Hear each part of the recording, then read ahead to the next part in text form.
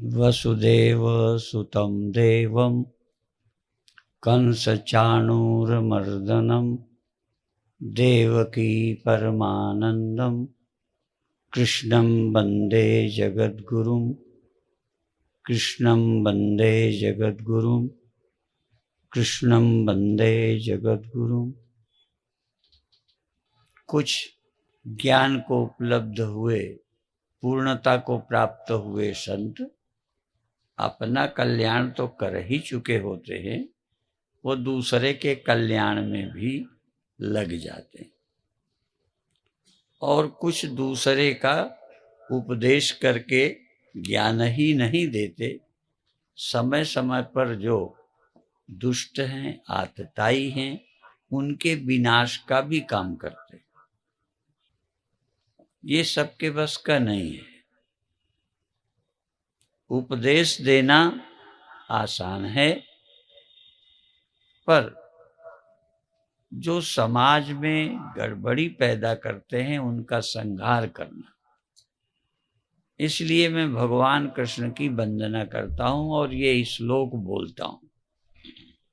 कंस चाणूर मर्दनम। हम लोग किसी राक्षस का वध नहीं कर सकते। हाँ, थोड़ा बहुत अंदर के जो राक्षस हैं उनके नाश में सुझाव दे पाते हैं। उसमें भी एक उपदेश पद्धति है, दूसरे कुछ योगियों द्वारा स्पर्श से, दृष्टि से, मंत्र से ऐसा कुछ करते हैं कि वो चमत्कृत हो जाता है साधक और उसमें बड़ा परिवर्तन आ जाता है। रामकृष्ण परमहंस ने विवेकानंद को पहले उपदेश नहीं किया, बल्कि विवेकानंद खुद रामकृष्ण परमहंस से कहते हैं कि तुमने भगवान को देखा है। अक्सर कभी कभी हमसे भी कई पूछ लेते हैं, विशेष करके जो बच्चे हैं ना, वो सयाने लोग तो शर्माते हैं ना, हिचकते हैं, वो नहीं कहते कि आपको भगवान मिला कि नहीं मिला। पर कई बच्चे हमसे पूछ लेते हैं, आपको भगवान मिल गया? अभी अभी एक बात कही जा रही थी, विद्या। विद्या दो तरह की है। लौकिक विद्या, जिससे हम संसार का हिसाब किताब गणित ये सब करते रहते हैं। पहले लोग कम पढ़े होते थे तो रुपया भी गिनना नहीं जानते थे, और ये तो हमारे समय में जब हम बच्चे थे तब हमने देखा। कई लोग जब कर्ज लेते थे, उधार लेते थे, तो उन्हें 100 तक गिनती नहीं आती थी, गिनती नहीं आती थी। आज तो बच्चे पेट से पढ़ के आते। तो वो जानते हो कैसे कर्ज लेते थे? कहते थे 10-10 रुपया हमने 5 बार लिया। भाई इतना था, 10 आते थे 5, 10 आते हैं 10, 10 10 10 बार लिए, 100 नहीं जानते थे। तो जब देना होता था तो बताते थे कि 10-10 हमने 10 बार लिए थे, ये 10-10-10 गिन के ले लो। तो संसार भी जो हम पढ़ते हैं ये बहुत काम का है। अभी आपने सुन ही लिया, ये व्यर्थ नहीं है, इस विद्या की भी जरूरत है। पर दूसरी का नाम है विद्या या विमुक्तये। विद्या जो हमें मुक्त करती है, निर्द्वंद बनाती है, निश्चिंत बनाती है। नवम गुरु जी ने कहा, भय काहू को देत नहीं, नहीं भय मानता। कह नानक सुन ले मना, ज्ञानी ताई बखान। ज्ञानी किसी को डराने के लिए नहीं होता। ताकतवर लोग दूसरों को डराते हैं। बहुत कम लोग हैं जो ताकतवर हों, डराएं नहीं। आज विश्व आतंक की छाया में है। विश्व के सामने चुनौती है। अभी रूस ने एक अभियान छेड़ा है। ताकत देखो, ताकत बहुत जरूरी है।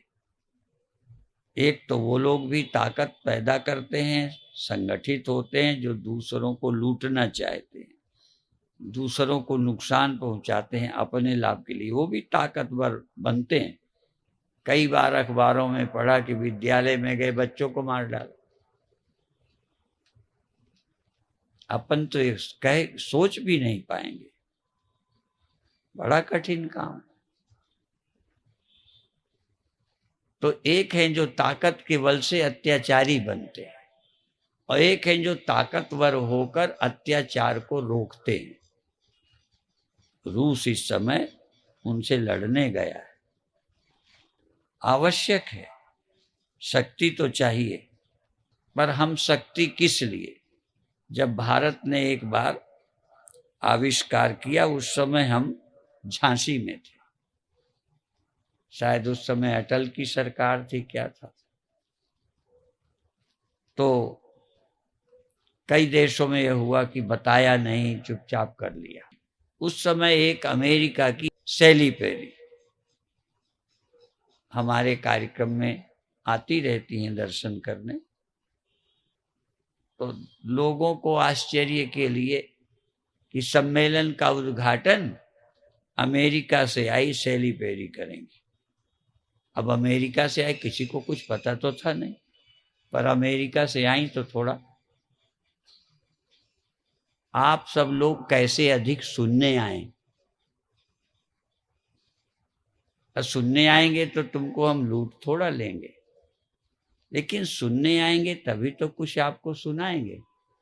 तो उसके लिए ये भी एक तरीका है।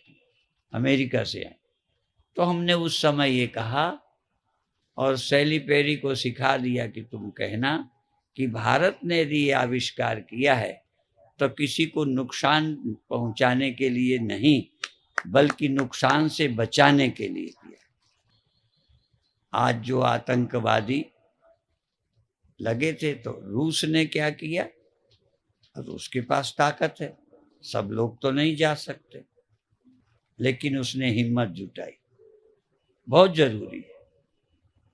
आप सब जानते हैं, दशम गुरु श्री गुरु गोविंद सिंह जी ने, उन्होंने अत्याचार अन्याय का सामना किया। सब कुछ व्यर्थ नहीं है, लड़ना व्यर्थ नहीं है, पर व्यर्थ भी लोग लड़ते, यही तो है। देखो, शिक्षा देना बहुत जरूरी है, लेकिन वो आईएसआई के लोग, आतंकवादी लोग, वो भी तो कुछ शिक्षा ही दे रहे हैं, आतंकवादी बना रहे। हमें क्या करना है? हम यदि बुद्धिमान हैं तो समाज को क्या सिखाएं? पहले हमको याद है गांव में कि एक आध लड़के को लोग पढ़ाते थे, किसी किसी को रोज कुश्ती लड़ना, दंड बैठक करना सिखाते थे। घर में हर व्यक्ति की जरूरत है, एक लड़ने वाला हो, एक समझदार हो। केवल लड़ने वाले नहीं, समझदार भी चाहिए। अर्थात हमें अपने परिवार में भी सब तरह की शक्ति चाहिए, अपने प्रांत में भी सब तरह के लोग चाहिए, अपने देश में भी हमें सब तरह के लोग चाहिए। यदि सब जैनी महात्मा बन जाएं, सब हमारे जैसे बुद्ध बन जाएं, सब हमारे जैसे ज्ञानी ही बन जाएं, तो काम थोड़ा चलेगा। सृष्टि का वर्णन है कि सबसे पहले परमात्मा ने ब्राह्मण बनाए, जो हमने पढ़ा है। इसलिए नहीं कि आप तर्क करें, मैं तर्क के लिए नहीं, ब्राह्मण बनाए, लेकिन उनसे काम नहीं चला तो फिर क्षत्रिय बनाए, क्षत्रियों से भी काम नहीं चला तो व्यापारी वैश्य बनाए। जरूरत पड़ी, व्यर्थ नहीं बनाएगा। आजकल शब्द बुरा लगता है, चौथा वर्ण बनाया। वो किस लिए बनाया? कि जरूरत है। कभी कभी जब लड़ाई छिड़ जाती है तो पंजाब में स्टेशनों पर मिलिट्री वालों को लोग भोजन बना के देते हैं, वहां भोजन पहुंचाते हैं। सब लोग युद्ध ही नहीं करते, उनकी सहायता करने के लिए लोग चाहिए। तो चौथा वर्ग भी है जो सामान पहुंचाए, जुटाए। एक छोटा सा सम्मेलन है, इसमें देखो रोटी बना के खिलाने वाले भी लोग हैं, ये पंडाल बनवाने वाले भी लोग हैं, रोज इसकी सफाई करके बिछाते होंगे, हम आके लेक्चर दे देते हैं। अच्छा, आप सब कोई ना पंडाल लगाओ, न कलेक्शन करके पैसा, पंडाल कैसे लग जाएगा? तो इसमें बनिया नहीं चाहिए। यहां बनिया जाति से मतलब नहीं है। यदि कोई पैसा देने वाला ना हो तो सम्मेलन हो जाएगा, ये कोई मेहनत करने वाला ना हो तो पंडाल लग जाएगा। अच्छा, ये सब कुछ हो, भाषण देने किसी को मत बुलाओ तो सब बेकार नहीं हो जाएगा। किस लिए सब जुटाया है? कोई मार्गदर्शन के लिए। तो हर जगह चार तरह के लोग चाहिए, चाहे देश हो, चाहे घर हो, चाहे प्रांत हो। पर बार बार समझाते हैं, उदाहरण देते हैं कि आग रोटी पकाने के लिए, भोजन पकाने के लिए होती है, घर जलाने के लिए नहीं होती। इसी तरह हमको जो भगवान ने शक्ति दी है वो काम के लिए दी है। काम भी एक शक्ति है। और उन्हीं बातों को क्या बार बार दोहराऊं? जिस काम की निंदा की है, ये काम बहुत जरूरी है, काम एक शक्ति है। हम सब कैसे पैदा हुए? लेकिन चरित्रहीन बनने के लिए नहीं, बलात्कारी बनने के लिए नहीं, 5-5, 2-2 वर्ष की बच्चियों के साथ बलात्कार करने के लिए नहीं। और क्या है? इसी तरह धन बहुत जरूरी है, पर कमाई करो, मेहनत करो, चोरी नहीं करो। मेहनत करके पैदा करना, खाना, उसमें दान देना। दान भी मेहनत की कमाई का देना, नेक कमाई में से देना, चोरी करके नहीं। नहीं, जहां दोगे वो भी बेचारे पकड़े जाए। तो आप सब भाग्यशाली हैं।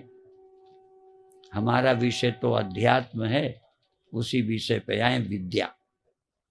और एक लाइन कीर्तन की गा रहे थे महामंडलेश्वर स्वामी अनुभूतानंद जी। हाँ, ऐसा कोई संत मिले। पर और मुख्य बात मेरी क्या, सुरती परमात्मा से ईश्वर नाल जोड़े, ऐसा कोई संत मिले। और सुतिया ने जगावे, सोए हुए को जगाए। अब आप तो सब जागे ही बैठे हो, ये क्या मतलब है जगाने का? सोया किसे कहते हैं, उसकी परिभाषा क्या है? सोना, जो चीज हो वो दिखाई ना पड़े, उसका नाम सोना। और जो ना हो वो दिखाई पड़ने लगे, इसका नाम स्वप्न। दोनों की परिभाषा याद रखना। निद्रा, इतना अच्छा जगत ईश्वरीय रचित, ये पंच भौतिक जगत, जब ये भी तुम्हें न दिखने लगे तो समझो सो गए। ठीक है, ये तो समझ आया ना, सो गए। और ये तो जो है वो तो दिखना बंद, और नकली, बिना मतलब झूठा देखने लगे जगत, उसका नाम स्वप्न। तो अभी तुम सोए भी हो और स्वप्न भी देख रहे हो। सिर्फ सोए ही नहीं हो, सिर्फ सोए हो जगत ना दिखे तो उसको कहेंगे गहरी नींद, जहां स्वप्न भी नहीं होता। एक नींद वो है जहां सत्य तो दिखाई नहीं देता, झूठ सत्य की तरह दिखाई देता है। झूठौ सत्य, जाहि बिन जाने, जिमि भुजंग बिन रजु पहचाने। जैसे रस्सी न पहचाने अंधेरे में तो सांप दिखती है, जो है वो पहचान में नहीं आए। तो जो आप हैं, आप, वो आप अपने को नहीं पहचानते, और जिसे पहचानते हैं ये स्वप्न है। स्वप्न में हम खाट में पड़े हैं पर दिखाई नहीं पड़ता, सो गए, खाट में पड़े दिखाई नहीं पड़ रहा, और रोड में जा रहे हैं एक्सीडेंट हो गया। अब बताओ, जहां है नहीं वहां देख रहे हैं, जहां हैं वहां दिख नहीं रहा। तो जो हम हैं, जैसे हम हैं, जहां हम हैं, वो हमें नजर नहीं आता, और जो हम नहीं हैं वो हम अपने को देख रहे हैं। हम जन्म मरण रहित चैतन्य तत्व है, पर हम देख रहे हैं मरने वाले हम हैं।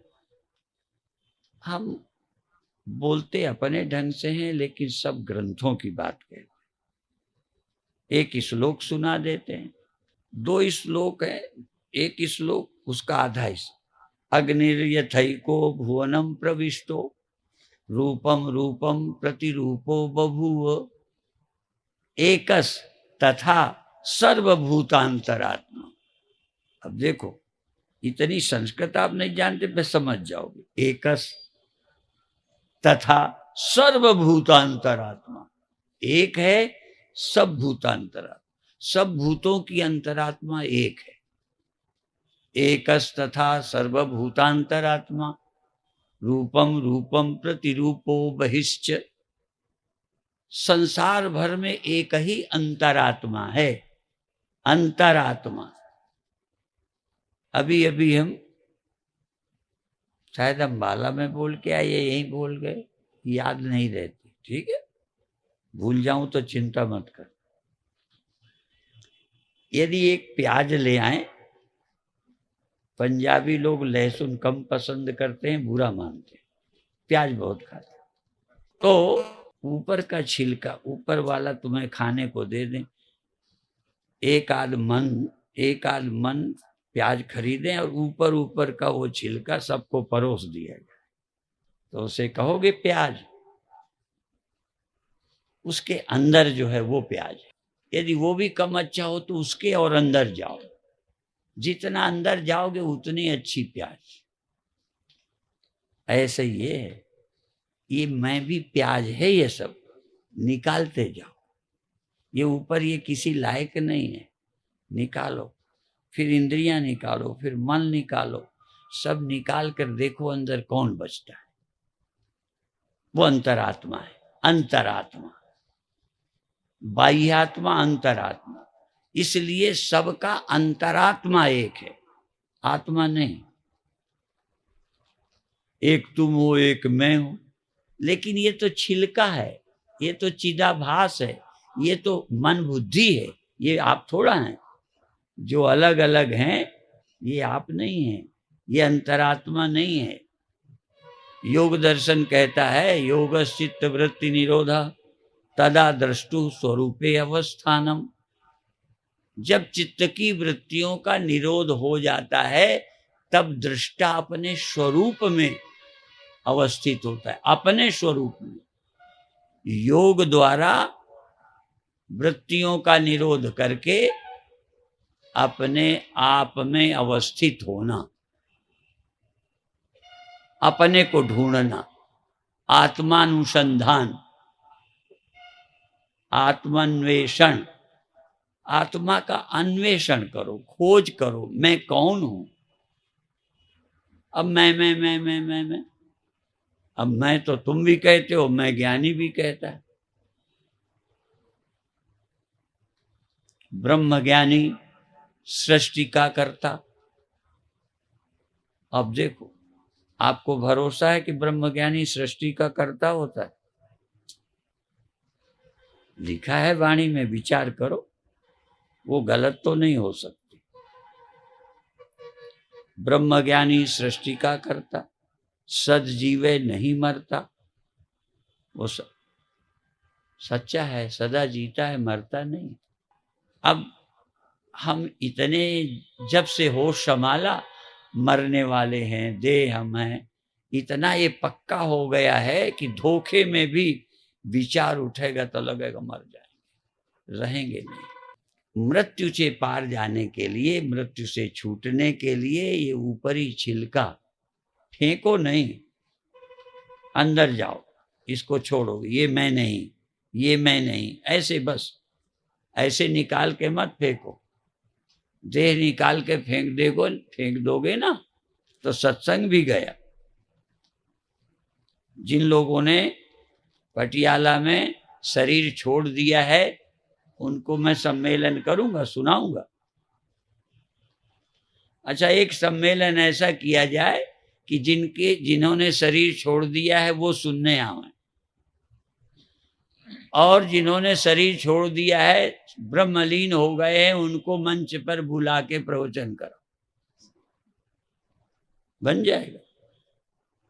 तो शरीर छोड़कर न तो सुन सकते हो और न कोई सुना सकता है, पर शरीर का अभिमान छोड़कर सुनाया जाए और तुम शरीर अभिमान छोड़ने के लिए सुनने आओ। छोड़ के क्या आओगे? छोड़ के आने की जरूरत ही नहीं। यदि अभिमान छोड़ दोगे तो हमारी क्या जरूरत है? यदि स्थूल शरीर का, सूक्ष्म शरीर का, कारण शरीर का अभिमान चला गया तो तुम तो पहले ही मुक्त हो गए, तुम्हें क्या जरूरत सत्संग की?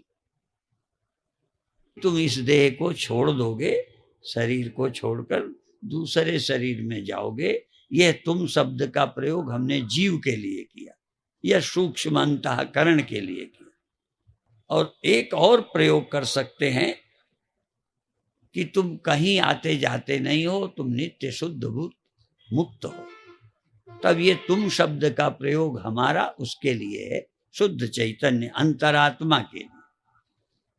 तो प्रवचन में भी अनेक तरह के शब्दों का प्रयोग होता है, और संसार में एक भी वक्ता नहीं है, एक भी, जिसने ये नहीं बोला हो कि सब छोड़कर चले जाओगे।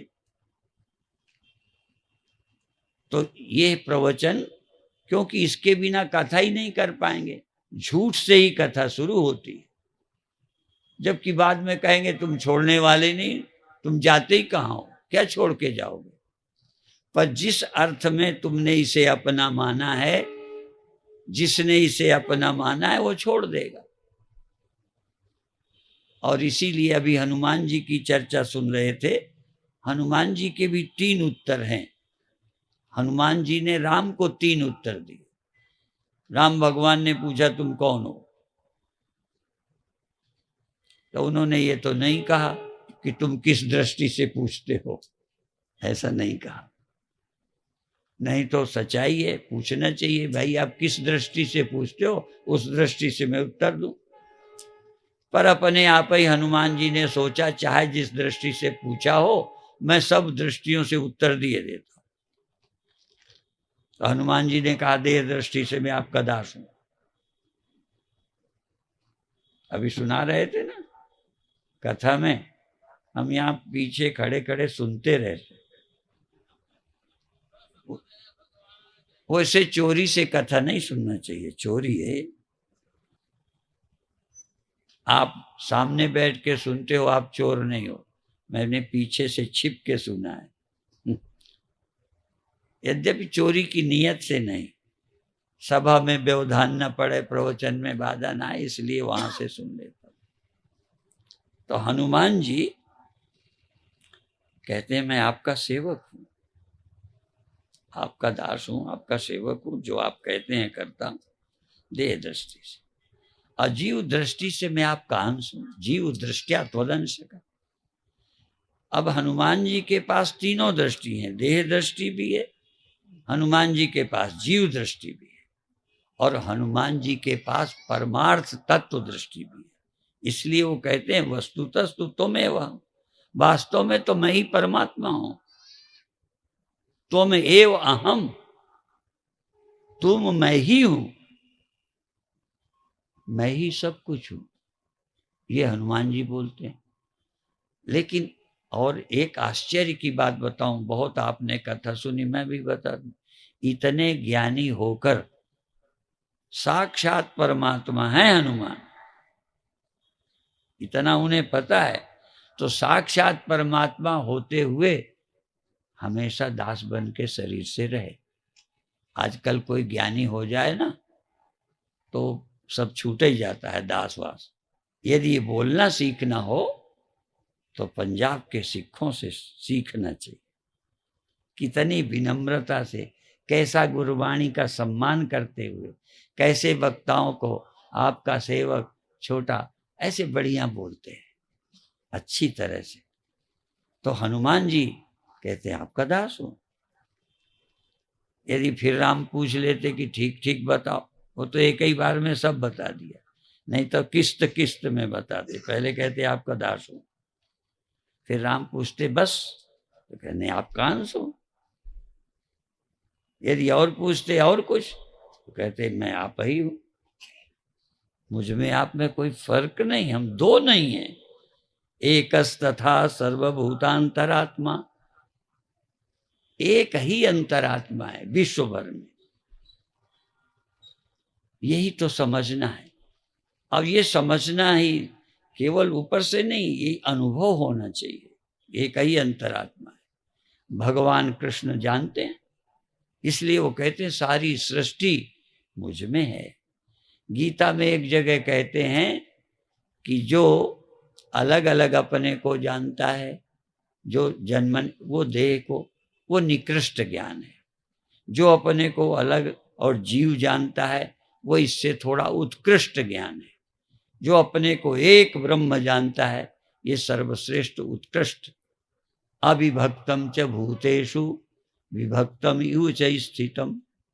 भगवान कृष्ण कहते हैं अविभक्तम च भूतेषु, ये जो आत्मा है ना अविभक्त है, अविभाज्य, बटती नहीं, बांटी जा ही नहीं सकती, पर विभक्तम इव, विभक्त की तरह लगता है।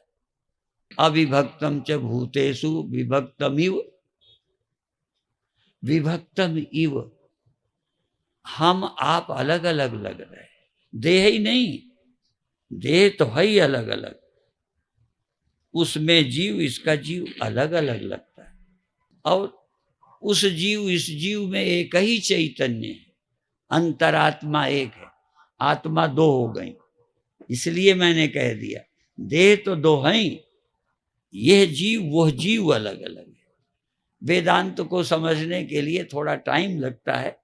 दो एक बातें मोटी मोटी बता दें जो सब लोग नहीं जानते, नहीं पढ़ते। वेदांत में जीव जीव का भेद स्वीकार किया है, जीव जीव का भेद, जीव और जड़ जड़ का भेद।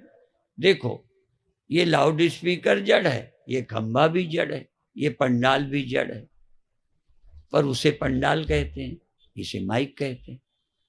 दोनों एक नहीं है, जड़ जड़ हैं पर जड़ जड़ भी अलग हैं। एक आम का पेड़ है, एक अमरूद का पेड़ है, एक जामुन का पेड़ है। अब हैं तो वो जड़, पर अलग अलग क्वालिटी के हैं, अलग अलग गुण स्वभाव के हैं। तो जड़ जड़ का भेद, जीव जीव का भेद, और जीव और जड़ का भेद, मैं जीव ये जड़, ये भेद, और जीव का ईश्वर से भेद। हाँ, ये वेदांत बताता है कि है, लेकिन एक बात अंत में कह देता है, बस यही कमाल है। इसलिए वेदांती से कोई टकरा नहीं सकता, वेदांती को कोई हरा नहीं सकता। क्यों? जो कुछ तुम बोलोगे कि हाँ ये भी ठीक है, तुम कहते हो जीव अलग अलग हैं, वेदांती कहेगा बिल्कुल ठीक। तुम कहोगे मर जाते हैं, वो कहेगा हाँ ठीक है, देह दृष्टि से मरते ही हैं। तुम कहोगे जन्म होता है,